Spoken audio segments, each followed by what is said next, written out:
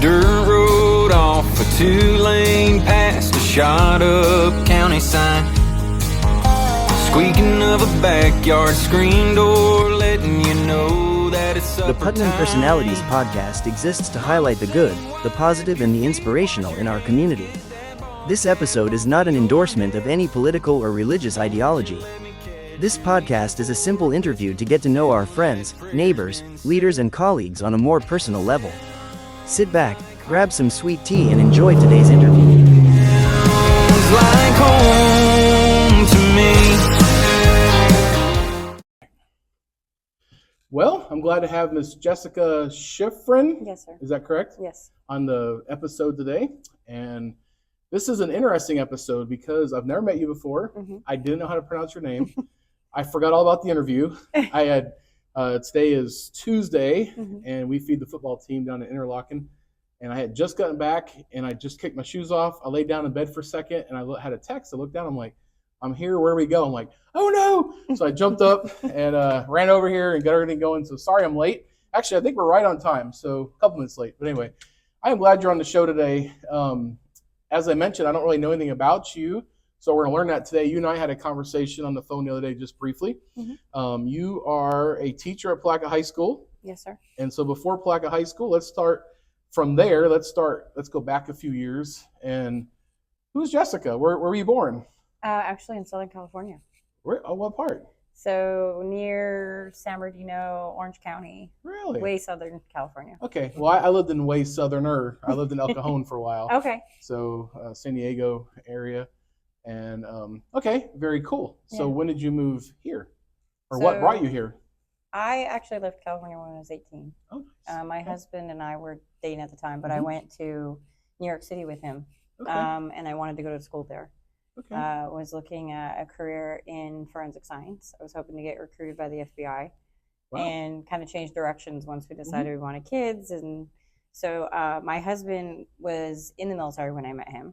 Oh, okay. And had Marines. Okay. Yeah, and so he had left the military as we decided to go back to basically where his home was, which was in New York City. Okay. And then just continued down that path, which led me into the military myself many years later. Oh, wow. Just having a lot of debt in the military was a great option to Were help you in me. Marines as well? No, Army. Okay. And I went in as an officer, so I already had my bachelor's degree.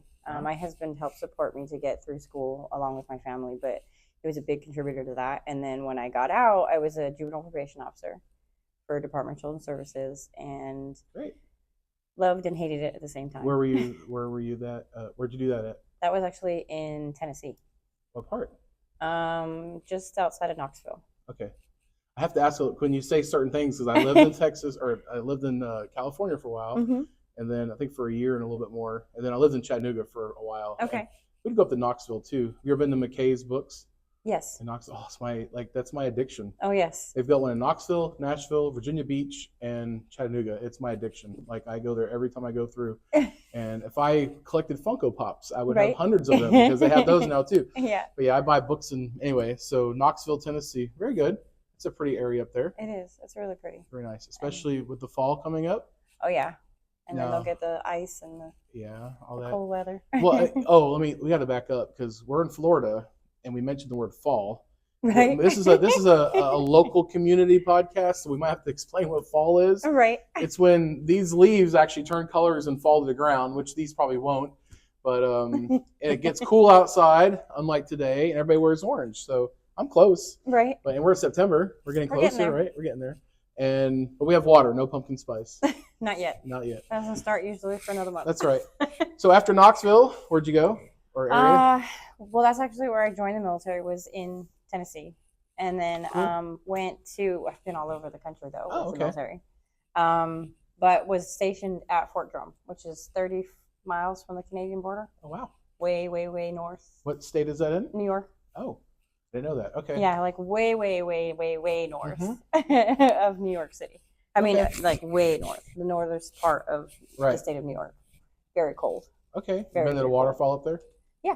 Very good. Yeah. On the Canadian side or American side? American side. Okay. Just wondering. Yeah, we haven't actually been over to the Canadian side. When we were stationed there, we weren't allowed to travel over the border at the moment. Okay. Gotcha. So very interesting. So so now you live here. You've been at Palatka High School. This is your first year teaching, and you're teaching 7th grade science. Okay. Now you have to explain to me what 7th grade is. It just It's all of it. It's everything. It's a little bit of everything. So what are they like? What subjects do we cover in Natural 7th grade science, some of the geology type stuff. It's a lot of review. A big part of it is understanding the scientific method. That's a really big portion, especially because there's a big test for them in 8th grade. So it's making sure that they know all of those things for the big tests that they have. They're not tested on a lot of it in 7th grade in that aspect, but they do have like the curriculum test in 8th grade. Okay. Yeah, and so like it's a little bit of everything. Their big focus is, of course, is the scientific method and then the natural science and things like that. And that's kind of a review from elementary school. Gotcha. And then they do touch base on some of the more plants, geological stuff that kind of fall in line with what with what I do. Right. And that was one of the things that kind of intrigued me of going in that direction in the first place. Awesome. Yeah. So, but you don't have a teaching degree you were mentioning. No, but I do you not. have 3 master's degrees? I do. That's impressive. And are you allowed to say what they're in? Like, where are they in? Yeah. So I have an MBA, which is, of course, business. Okay. And then I have a master's in human resource management. Oh, wow. And I did those together. And then I have the 3rd master's in clinical herbalism. Awesome. So it's a master's of science specifically focused in clinical herbalism. So when we talk about herbalism, we're obviously talking about science. Right. There's a lot of science there. Yes. My last interview was with, or a couple interviews ago, was with a massage therapist, and she does a lot of that kind of stuff as well. And so you actually called me, and another thing that was intriguing about this interview is you called and said, "Hey, I'd like to come on." And I said, "Well, what do you do?" Right. And we kind of talked briefly on the phone just for a few minutes. Before we get to that, I did want to ask something too. You said, now your husband, tell me more about your husband. So my husband and I have been together for almost 25 years. Okay. We've been married for a little less than 20 years. Like we're about 18 years, I think now. Yeah. We have 2 kids, but my husband is also military. Okay. He was stationed in California where I met him. And then we've moved all over the country together, more or less, through both of our, time in the service. And then we have 2 little ones. I have a 12-year-old and a 4-year-old. Well, he's not quite 4. He'll be 4 in January. Now, your husband's not born here, though, right? No, he's not. He's from Ukraine originally. Right. And that really sparked an interest to me, because obviously we see on TV the war that's going on. We talked about that the other day on the phone, and you were comfortable with it. But you were saying, share with me some of the thoughts about that, about his family and the war that's going on. Well, I mean, it's a terrible thing in the first place. I mean, that the war is going on, because Russia and Ukraine fighting is families fighting families. There's a lot of people who live in Russia but have family in Ukraine. And the way my husband describes it is it's, your own people fighting your own people. It's almost like a civil war in a way. It is. It is. There's borders and there's things, but they're forced to fight a war against their own family members. And unfortunately, the reality is that they are. And a lot of soldiers are forced to kill their own family members. It's a terrible thing. My husband's hometown was bombed and there's nothing left. He saw pictures of his elementary school and it's gone. Oh, wow. And so it's just, he still has family there that reaches out and asking for help with different things, and it's calmed down a lot, but there's still a lot of things that are happening. Has he had any issues with his family that he knows of there? Any deaths or any injuries? Not that we're aware of, but communication is limited. It's very limited on what you're able to tell what's actually happening, and it's very hard to tell because on some days you think that it's one thing, and then other days it's like you can't really get a clear picture of what's happening. Right. And I think it's really based on where you are. If you're in the main cities versus, out in the country, it's very different on what those perspectives are. I bring all that up because here we are in the middle of Interlachen, Hollister, Palatka, Putnam County, small town USA. Right. But honestly, we don't always think about what goes on around the world. Sometimes hits close to home. People that we see every day, people that we live with or, we come in contact with at the grocery store, church, whatever. So that was intriguing to hear that he's from there. Well, we just find it interesting every time we see that someone's boycotting Russia or something, or they're not going to have, the other day we were looking on Netflix and how you don't have the Russian language on there anymore. And you're like, why? Ukrainians still speak Russian. They still want to be able to watch whatever. I mean, it's simple things like that that just don't make sense to us, and we look at it, because it's like, I understand that you're boycotting the war and the things that are happening, but realistically it's like, but you're hurting people who still live regardless, and people who still need to have access to these things regardless of whether they're in Russia or they're in Ukraine. They're still people, and they still need access, and so what good does it do? That's just some of the things that we see, as results of these wars that just don't make sense. Right. Yeah.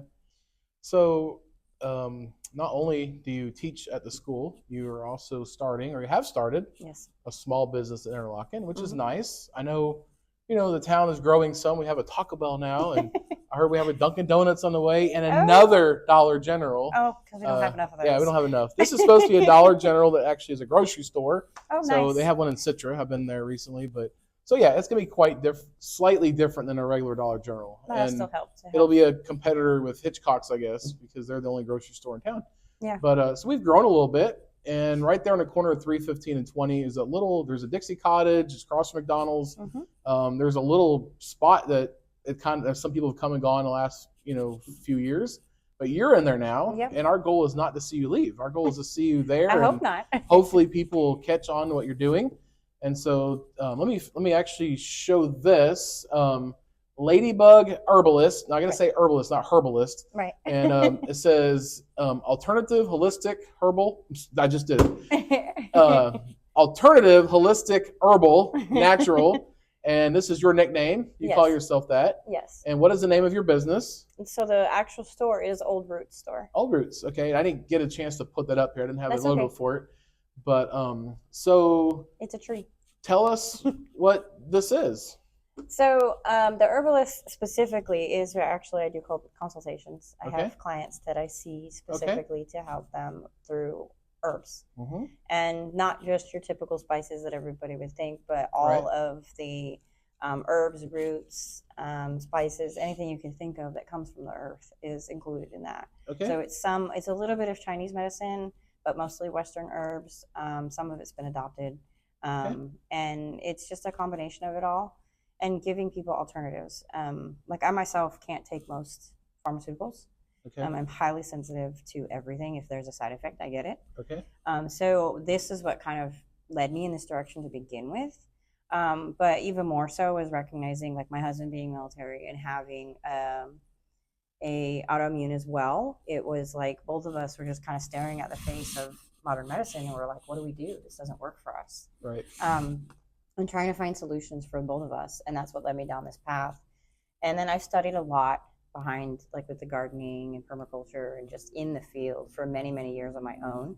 And it just all connected where I was like, oh, well, this is where I'm supposed to be. Just because I've had people ask me to come out to their properties and help them build food forests and, all of those different things. I have taken the Master Gardener course here in town. Just building it all together and realizing full circle is that, we've been given the tools. Why not use them? And it's been that part of me going, okay, show me the science so that I know how to go to lead somebody down this path. And then the more I dived into it, the more I was like, okay, this makes sense. And now really being able to understand the biology and the chemistry behind it, really being able to put it all together. And then I did little markets here. And many of the people in the town were like, well, I need to see what your apothecary has. I need to get herbs from you. And I'm like, my apothecary is huge. I can't even list it out for you even if I wanted to. And so it was just what led me to open the store, was being able to give people access, because we just don't have it here. The closest stores are like Gainesville, Daytona. I don't even think there's one in Daytona. I think Jacksonville. But there isn't much options unless you're going to order off of like Amazon or something. And many people don't know what they're ordering from there. And so it's playing that game of like, okay, do I want to take the chance? And then I have to buy like a pound when I only need an ounce. And so that was kind of the thought process. But even more so is that we have so many people in this community who don't have access to healthcare. And I wanted to give them an alternative. I wanted to say, hey, I'm not going to charge you $150 to come see me and then another $400 for your prescription. I wanted to say, come see me. I'll give you some options and we'll do it based on what you can afford. And that was really for me was being able to help people in our community, was to Good. give them an option. Let's go to you mentioned a big word, apothecary. What is that? Oh, sorry. No, I know what it is, but I think no. I'm So it's all of the herbs. It's Right. just the collection of the herbs. Right. And it's not just your spices, like now I you said. you grow these yourself? Some. Okay. So You do order some. but most I've ordered, because in Western herbalism, 90% of the stuff that is in Western herbalism is actually from Europe. Like it's more colder, northern Okay. kind of. And so a lot of it currently I don't grow, Okay. only because I am trying to learn the Florida natives. So there's a few things that I'm learning, and then we'll try to harvest and things like that as much as I can. But there's a lot of things that we can't replace Right. with what we have here. So it's Okay. just a combination of the two. So as a Christian, I believe personally, I know I might get thrown out of here for this, but I believe in creation. I believe God created everything. That's my personal belief. If someone differs, that's fine. They can believe what they want. But I still think it's crazy to get a bunch of stuff out of nothing. But anyway, I will digress. But so I would say, in my opinion, God created herbs. God created all those things for our benefit, for our behalf, for our good. And so even some controversial herbs out there that people are against, I believe there's medicinal purposes for all those things personally. Agreed. I think there's also overuses. I think you would agree with that too. Absolutely. So all those things, of course. But I just find it fascinating that so many people try to rule that out because they say, well, but over here we have all these medicines and science says, but we forget the other part of the science that says these things were created for our benefit. And so not that we'd ever rule out every drugs. I realize that's important too. Those chemicals are made. I understand all that, but your goal is to use. I'm assuming your goal is to use other things other than the chemicals. Your goal is to try to use more herbal remedies and things like that. Well, most of our medicines have been made synthetically. Right. A lot of them have been just derived from a plant to begin with. I mean, many of our medicines in traditional medicine is derived from something that they then synthetically make. Right. And or put multiple things together. Whether they are pulling whatever that particular thing is from that plant and synthetically making it, or whatever it is, or putting multiple things together to make that. That's where they originally started. And that's what people forget when you think of, oh, I'm taking medicine, from a doctor who prescribes you, a pharmaceutical. They forget that a lot of that is originally derived from those plants. You just may not know what it is. Okay. And when people start thinking back to, hey, if I were to take this same plant, your body is more likely to absorb it and accept it than the synthetic version of it. And the side effects a lot of times are because it has been synthetically made or modified to do something a little bit more, a little bit better, whatever. But those modifications a lot of times cause problems for us. Okay. Or when you stack different pharmaceuticals with each other, not realizing that one is working against the other and things like that, which you see a lot of. And it's not to say the doctors are wrong, because I really don't believe that. I think doctors are doing a lot of the same that you do in herbalism, where you're just trying to treat what you can see, what you can understand, and sometimes, not realizing that those medicines are going to counteract each other or contradict each other. And so honestly that's what I feel like is with herbalism, is we're just getting back to the basics. We're getting back to the beginnings before we could make all this with science. Right. And there is science that supports it. And that's the biggest thing for me, is the science supports that these work better in a lot of cases than if we did take, a man-made medicine.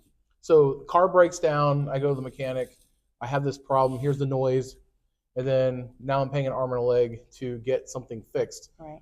A smart person says, hey, 3,000 miles on my car, 6,000, I go to the car place and I get my oil changed, or I do it in my garage, whatever. But we do some preventive maintenance. So is your goal preventative maintenance, or is your goal helping the ill, or is it both? It's a combination. Okay. So in herbalism, the idea is we don't treat the symptoms, we treat the person, the whole person. So you're going to look at if the person's sick, like have a cold. Obviously, you can treat those symptoms.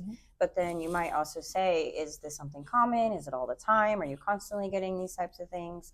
And then you're going to want to treat that portion of it as well. And sometimes it's also recognizing that that person has allergies that they say, oh, they're seasonal allergies, but then they tell you, oh, I've had them year round. And I'm like, well, then that's not really seasonal allergies. There might be something else going on Right. there. And it's just diving into the whole person and their whole environment. Also looking at like, what are they eating? What's missing from your diet? Could it be something that's factored in with that as well? Sometimes I've worked with nutritionists. I have friends that are actually here in Florida that have gone through the same program, but on the nutritional side. And we'll work together for the same thing, for the common goal of figuring out how do we better this person's life to have less pain, to just live a more fulfilled life. Right. I mean, I honestly can tell you is that I've gone most of my life in pain from my own military service, and there was a good 10 years where I did not have a pain-free day. I was in pain every single day. And honestly, that is part of why I turned in this direction, is because I was not getting results. I was getting, here's some muscle relaxers and you become a zombie and don't live. And for me, I'm like, what kind of life is this? I have two children. Right. And it was You want to live, not just cope. Right. I don't want a Band-Aid. Right. And for me, that's what herbalism isn't a Band-Aid. It's not snap your fingers like a lot of pharmaceuticals are, where you're like, oh, I feel better. Right. Because it puts a Band-Aid on it or masks it. Whereas I personally feel like with herbalism is we are healing ourselves, or at least getting back to that homeostasis as much as we can. We're giving our bodies the environment to fix itself. Right. So let me throw a couple of thoughts. I have some things that I use. I'm just curious what your thoughts are. So my massage therapist, you can watch the last couple episodes ago, we talked about an armpit massage. Mm-hmm. Because you have all the, I guess, glands and lymph nodes and stuff in there. Mm-hmm. And so I went and found, actually, since I figured out that was actually a thing, and the massage actually helped detox my armpits, which caused me a couple days of weirdnesses. But I'll say this, since then I bought a armpit detox that I put on the shower. It's peppermint and something else. Would that be, what is it? Bentonite clay? It is. There's walnut. I was looking at it today because actually when I use it like I think 3 times a week. There's peppermint.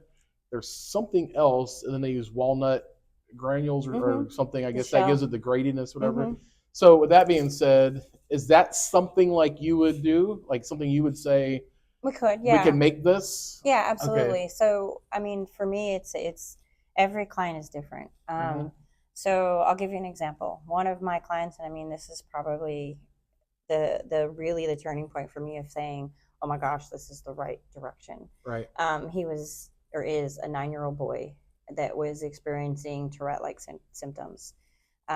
He had strep throat at 4 years old, was hospitalized and on antibiotics for 45 days. Wow. And then basically has turned into PANDAS. And PANDAS, I don't know exactly what it stands for, but it's derived from strep that causes those Tourette-like symptoms. And then anytime the kid gets sick, those symptoms get worse. The tics just get worse and worse. And so this little boy just struggles because he wants to live a normal life, who's constantly ticking. And anytime he's getting sick, they're getting worse. And so for me, it was looking at that, of addressing everything and kind of looking at the kid wholeheartedly of like, what's going on? What does this diet look like? What's happening? And then putting together a group of different herbs that we said, okay, let's try these together and see. And what we did was ultimately put 4 or 5 different herbs together, made them a tincture, which is basically a concentrated version of the herbs that are soaked in alcohol for at least 4 to 6 weeks. And then we pull those herbs out and you keep the alcohol. So how do you use a tincture? A tincture. And it's Tincture? Tincture? Okay. Close, but it's just a little droplet of like a super concentrated. So how would you take it? Like tongue, drink it? So you mix it into like a smoothie or into water or juice. Just you don't want to take it straight because it's straight alcohol, and most people don't like the flavor, especially when you're taking something super concentrated. It doesn't taste good. But some people can handle that too. I mean, I will honestly say I've done it myself with like a stinging nettle when my allergies flare. I'm like, I just take the tincture, even though it's gross. Take a couple drops and go on because it's faster than me putting it into something and taking it down. Not to say it's okay either way. Because it's alcohol, it's absorbed very quickly. Right. And so it works very, very quickly. But for this little boy, we put multiple, like about 5 or 6 different herbs together and made him a tincture. So it was super concentrated. And then he would take this tincture before he would go to school. And then again, when he came home from school, and then again at night before he went to bed. And he was able to stop all of his tics. And for me, that's not normal. I mean, for somebody who's dealing with pandas, but for me, it was like, oh my gosh, I feel like I'm going down the right road. Because if that was my own child, which having my own children, I was like, I would be moving heaven and earth to try to find them a solution. And so for me, that's what I just look at is like, if I can do that for one person, then I've done my job. That's my mission. Right. You know, this poor kid can have a normal life now. Yeah. I snickered a little bit. So not because you probably wonder, like, what I say? It wasn't what you said. Well, it was, but you said stinging nettle. And I remember a lady that we knew. Her name was Talasi. And she was at our house one day. And we had a stinging nettle in our backyard. And she walked over there and pulled it and ate it. Yeah. She took the leaves and rolled her away. She's like, I've always wanted to eat one of these. I'm like, you can't eat that. Next thing I know, she's eating. I'm like, what are you doing? And I'm like, you touch those things, they sting. But there's a certain way to wrap it where she just ate it. Yeah. Or roll it, I should say. And I was like, what? When you said that a minute ago, I'm like, stinging nettles. And you can blanch them. They do the same thing. They curl on themselves, and then you can eat them without having to roll them. But it's basically the same thing. And then that nettle, that part of it, that stinging part of it, it goes and folds on itself. That doesn't hurt you. Wow. And they're perfectly safe to consume. She's not crazy after all. No, not at all. All these years, I'm like, we knew this crazy lady. No, I'm kidding. Oh, that's really neat. So, all right. So here's another thing I do: mushroom coffee. I do too, every day. Do you make your own? I do. Okay, so I won't say the name brand. It's pretty popular, but it's something that bread does. Bread goes up, up, up, and that's the word go. That word is anyway. But I do drink the mushroom coffee. Tell me about that? What do you think about it? So, is it what they say? Is it beneficial? I think it depends on the mixture of what you have. So the one that I make has mushrooms and herbs, so it's a combination of both. Personally, I do it every day. Okay. I have actually been able to fully come off caffeine in that aspect. I still like tea, like black tea. I have a black tea every night.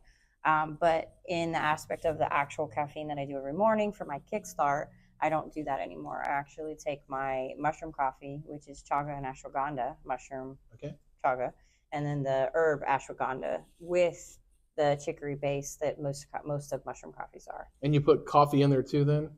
No coffee at all? Just chicory and there's a little bit of, what the heck's it called? It's for the sweetness, and I've totally lost my train of thought on what it is. Monk?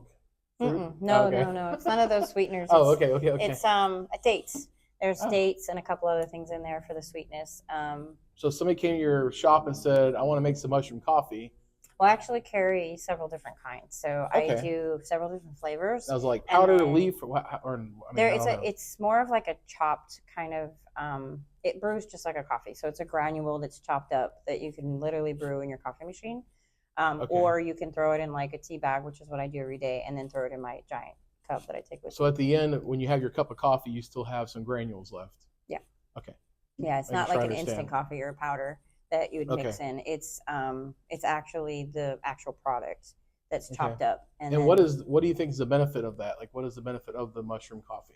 So the mushroom itself, like any mushroom, there are many properties to all the different mushrooms, but like for chaga specifically, a big part of that is the awaking, like where you're more conscious, you're more aware, better memory. There's so many different things that go with the mushrooms. But even more so is also looking at the herb side of it. So for me, the chicory is one that actually helps to regulate your blood pressure, which I need every day with teaching. For real, that's very Now you're true. Double dosing. It's only the third week of school, but you're double dosing. Well, they're seventh graders. Oh yeah. Oh, so every person that knows what that means is like, oh God, help you. Yeah. Every time I said I'm teaching seventh graders, they're like, oh my gosh. Yeah. The Lord bring CeeLo back. Yeah, exactly. And so, but that's the big part of it is with the chicory is of course you don't have all the downers that you get with regular coffee. The acidity, there's not as much of the acidity level, so it's easier on your system, especially if you're one that has like reflux or any of those types of things where you still get to enjoy a hot cup of coffee without it being coffee. Reflex or reflux, you said? Reflex, like GERDs. Okay. Or you have like the acid reflux. Acid reflux. Okay. It's a big one that helps because you don't have the acidity. Okay. As most people with GERDs or acid reflux can't have coffee or don't do well with coffee, whereas they can do more of the direction of the chicory-based coffees because it doesn't have that same reflex. Gotcha. And then the ashwagandha, it takes time to build in your system, but For me, that has been the huge part for me, because I've been doing that now for probably like maybe 3 months. And now that I've been doing the ashwagandha consistently, I feel like I've had a cup of coffee, but all day long. Okay. Like it sticks with me all the way through. I mean, here it is 5 o'clock, and I have been up since 5:30 and still feel like I just had my cup of coffee. Like I don't feel that down, that downer probably until like Right. 8 or 9 o'clock when I'm ready for bed and ready to do it all over again. And so for me, it's just that you don't have that constant drop. Now, someone that has okay, so I have a history of AFib, which I don't take anything for it anymore, but I quit.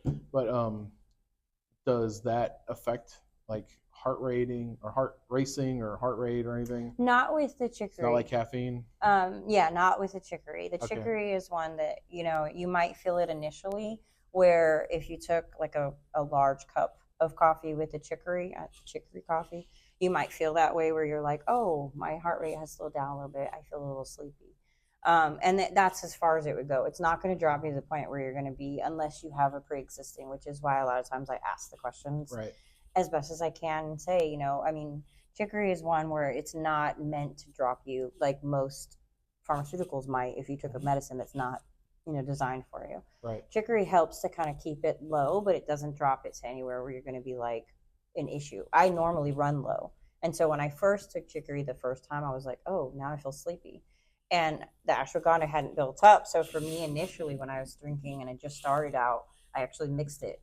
I mixed it with my regular coffee and then mixed it with the chicory until I kind of had that baseline for a few weeks. And then I was able to cut it out. And I realized over time as I was just cutting back. And then I was like, oh, okay, now I feel good. And it was one of those of also my body recognizing that the chicory is there and that my blood pressure kind of stayed stabilized. And it's just.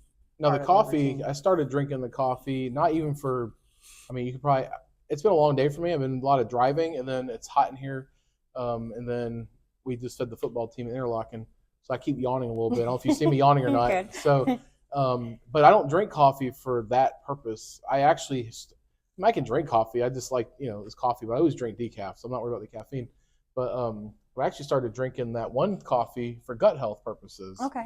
And that's why I started drinking it. I have the 3 scoops that they say to have. I put in there the monk sweetener, and then I put in there usually like non-sugar French vanilla. Okay. And it's pretty good. I'm supposed to drink it twice a day. I only do it like once a day when I remember. I also got some matcha tea too. Do you do that stuff? The matcha tea? I'm not a fan of the flavor, so Yeah, I would it's choose something. Yeah, it's kind of weird. So what? So when should someone come see you? Right now. No. Yeah. So I mean, when do you say, when does somebody get to the point where they're like, hey, I'm going to go visit the herbal lady down the street? When should they come visit you? whenever they want. Okay. I mean, we're only there Thursday, Fridays, and Saturdays. Okay. Because of my full-time job, Of and then course. my husband pitches in to run the store, and then my best friend Brandy helps out to help run the store when I'm not there during the week.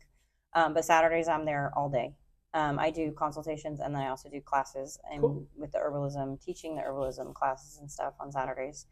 But anytime. I mean, honestly, if somebody has the want of just teas, or we also have soaps, we have enough to kind of do a little bit for everybody. If you're just one where you're like, oh, I want a relaxing tea, and you come in and you want chamomile, we have it. Okay. If you like lavender, just to add it to whatever your baths, we have it. Simple things like that. But if you really wanted an in-depth consultation where we sit down and assess everything that's going on, we can schedule that and book that out too. So let's start with the tea, like the chamomile tea. I come in, want some chamomile tea. What am I getting? Am I getting It's the actual flowers. So I mean, is it coming in a jar? Is it coming in a baggie? Is it coming in little tea bags? So we sell it by the ounce. So we do it in brown paper bags that seal, and so you can take it home with you in a little baggie. I mean, if you want it in a jar, we'd be happy to do that too. But if you don't have a jar to put it in, and for sanitary, I try to just put it in the bags for people. If they came in with a clean jar, I'd be happy to do it though. Okay. And so that option is there, but most people will walk out with a bag of however many ounces of whatever herb they want in a brown bag that seals. That's neat. So is that how most of the things are bought there? All of the herbs and anything that's herbal is in that direction. We do also offer soaps. And then we currently have 2 tinctures that we currently have ready for sale. So we have 2. There's one Dong Quai and also rosemary. And then we have the soap savers, which are just little things that you put underneath your soap, and some little sponges and things that go with that. And then we also have a Chinese pain spray, and it is Chinese from Chinese herbalism that has like 30 or 28 different Chinese herbs. I have actually gone and looked up every single one of them and researched them. It was actually given to me from one of my acupuncturists. And then I found a company that's based in California that makes it, and that is a reputable company that offers this particular spray, because it's the only thing I have found that helps when you have like really deep seated pain. A lot of my pain is in my joints and in my bones, and so nothing works for when you have like sciatic pain or something of that. Right. How about pinched nerve? Same thing. Yeah, you see me doing this a lot. Yeah. Right, my arm, I scratch. I'm doing the same because I get the scratch right here because it gets itchy right here. I've been moving. I keep adjusting. My arm fell asleep. I'm moving like this. Move my neck. I'm doing the same because I have the same problems. Okay, but that something like that. Yeah. I mean, was it a spray on? It's you a drink spray. it, or it's similar to like the smell reminds me of Tiger Balm, like that kind of mintier, like it's like every pain medicine kind of smells like that. But that's what it reminds me of. But you can literally just spray it on. You don't have to rub it in, and one spray will almost start working within like 5 or 10 minutes. It's amazing stuff. And then the other side of that is a lot of the herbs that are in that actually help over time with those pain receptors, and it helps if it can. And that's the thing, is depending on what's causing, like a pinched nerve is not going to go away until it's released, but it does help with the inflammation and other things that go with that. That's good. I think it's funny because I know you focused on how it's real Chinese. I'm thinking, when we were kids, I don't know how old you are, but when we were kids, it was like, come see my fine China, Oh, yeah. Now it's like you go to Walmart and Dollar Tree, like everything's made in China. Right. But I know what you mean. I mean, I know what you meant. It's well, there is a distinction. But it's right. I know. That's what I was kidding. Like, it's real China. I'm just kidding. So there's a distinction in herbalism of whether it's Western herbalism or Chinese herbalism, and it's because of where the herbs are based. Yeah. So Western herbalism is based with the stuff that grows in the United States and a lot of stuff that grows in Europe, and it's specific to kind of that I understand culture. now. Okay. And so there's actually like Russian herbalism, Chinese herbalism, like every region has its own herbalism.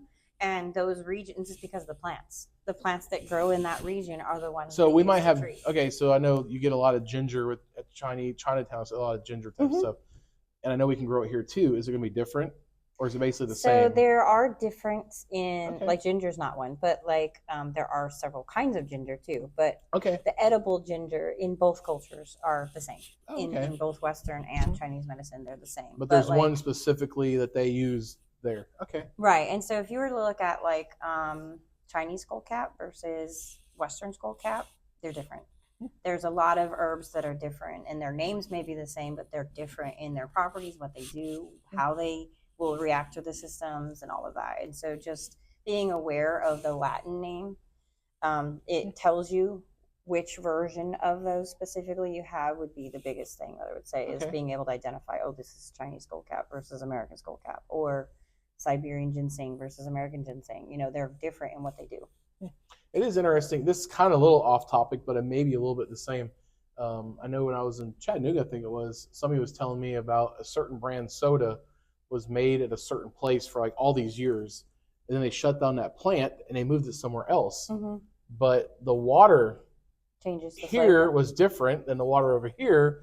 It actually totally changed the flavor of the soda, like the quality of the water and stuff. And so it's the same. It's just water. It's the same ingredients, but because of environment, it actually changed the flavor, the flavor. So I thought it was kind of interesting, or the taste, which it probably has to do with the herbs too. Then I'm assuming if things are grown there, with everything, absolutely, and that plays into like if you were to take like a tomato from New York versus here, the flavor is completely different, and it's just the minerals and things that are in the water and what isn't in the water, and what's in the rain, and so it's one of those things that's just kind of interesting, but it is. And that's part of the reason that some of the most of the herbs that I get, I make sure that I get from reputable companies and that they're grown, in areas that we know that they're not being crossed with pesticides or herbicides, or that it's also sustainable. And that's the thing too that is important, is recognizing that there are a lot of herbs that are going extinct because of how they've been used.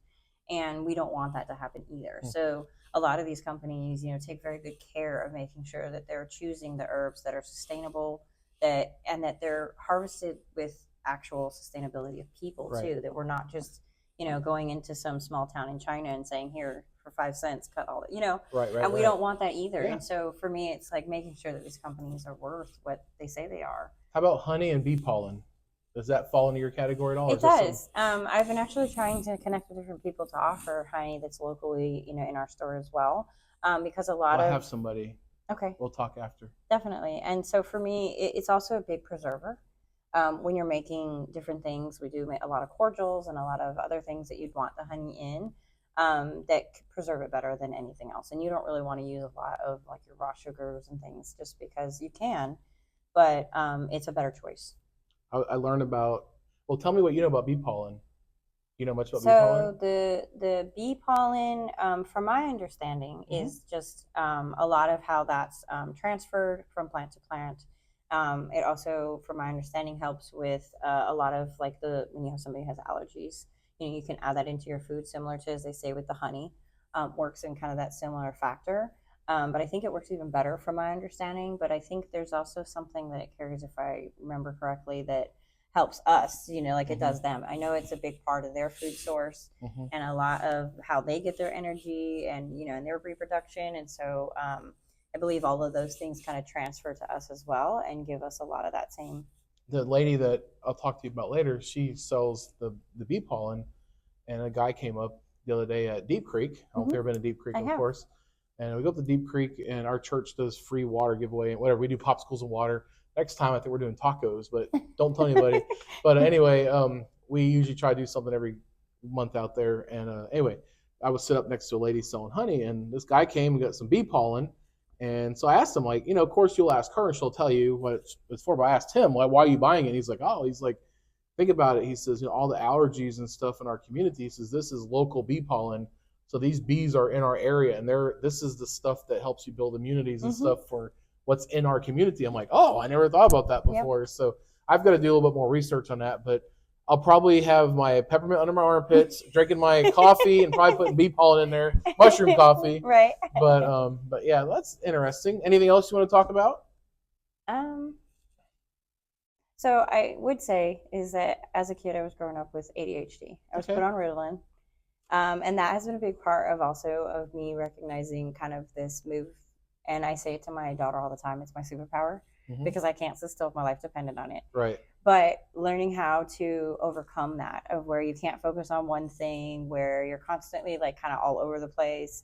My husband is like, finish the project you start type thing. One with ADHD is learning to use that superpower. And that's what I always tell anybody is that if you feel like it's something that hinders you, learn how to use it so that it doesn't, that it becomes your superpower, whether it's your hard of hearing, whether it's ADHD, ADD, whatever, diabetes, like you learn to utilize those to be what doesn't make you that person. It just is a part of you, but it can also don't let it control you. Right. But it also can be the best thing about you. That's what makes you unique. Is all of those things. And that's what I would really encourage people to recognize is that we all have some unique ability. And if it's something that's in your way, is learn how to embrace it. And, and sometimes it's just adding in something simple that helps you to be able to embrace that even more. Couple of rapid fire questions. Yeah. How do you listen to your music normally? Or depends. Are you a music listener? Oh, I am very much so. Okay. So how do you normally listen to it? Do you have an app? Do you have... It depends. So if I'm in the car like with the kids and I'm on the go, like sometimes I'll turn on like Amazon Music or something. If I am in a quick hurry and I know I'm only going 5 minutes down the road, I'll just turn the radio on. So what would your playlist consist of? Oh gosh, that depends on the moment. You have ADHD.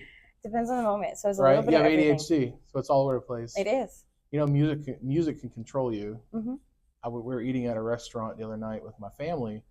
My daughter and grandson and son-in-law were in town, so we're up in Jacksonville.